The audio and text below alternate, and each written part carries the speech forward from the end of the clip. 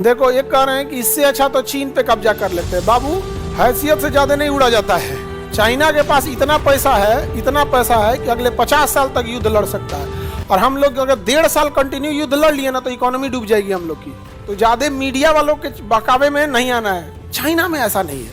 अपने यहाँ यही कमी, हमारे यहाँ है ना। समाज का निर्माण कौन करेगा? आप ही लोग करेंगे। तो सबसे ज्यादा बेईमानी तो आप ही लोग करते हैं, क्योंकि इंसान वही करता है जो उसकी आदत में शामिल है। चाइना में उसकी सबसे बड़ी ताकत क्या है कि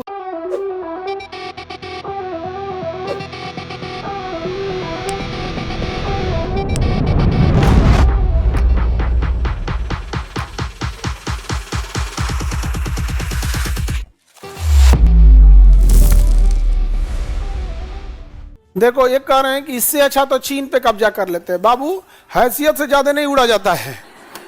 नहीं समझ में आया? चाइना के पास इतना पैसा है कि अगले 50 साल तक युद्ध लड़ सकता है। और हम लोग अगर 1.5 साल कंटिन्यू युद्ध लड़ लिए ना तो इकोनॉमी डूब जाएगी हम लोग की। समझ में आ गया? तो ज्यादा मीडिया वालों के बहकावे में नहीं आना है। एक बार हम न्यूज चैनल खोले थे तो हमको लगा सिंगापुर में है, बाद में दरवाजा खोल के देखा हमको इंडिया में है।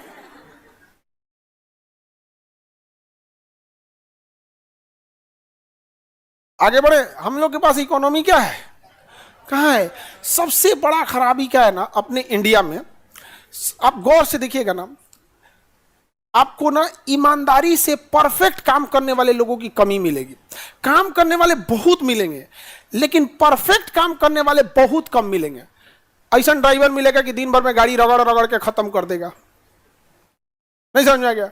खाना बनाने वाला को देखिएगा तो 10 गो सब्जी में 2 गो ठीक बनाएगा, 8 गो ऐसा बनाएगा, तरीका दिमाग खराब करके रखेगा। नहीं देखते हैं?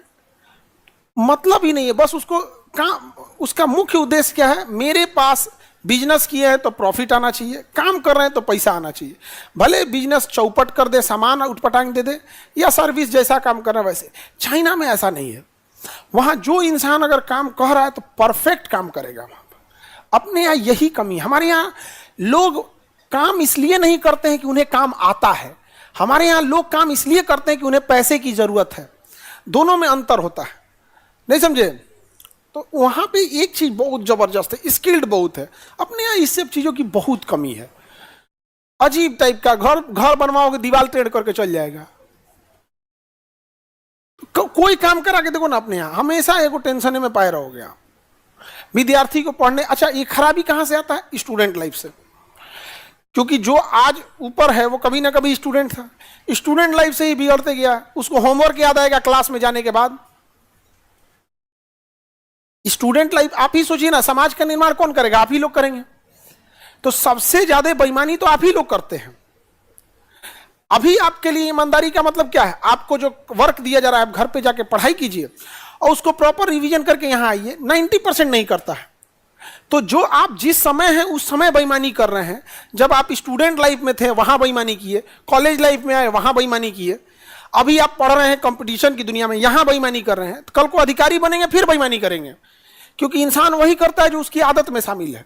तो ये एजुकेशन सिस्टम में आप देखिएगा बड़ा गड़बड़। नकल करने की आदत एग्जाम में पहले से लगल है।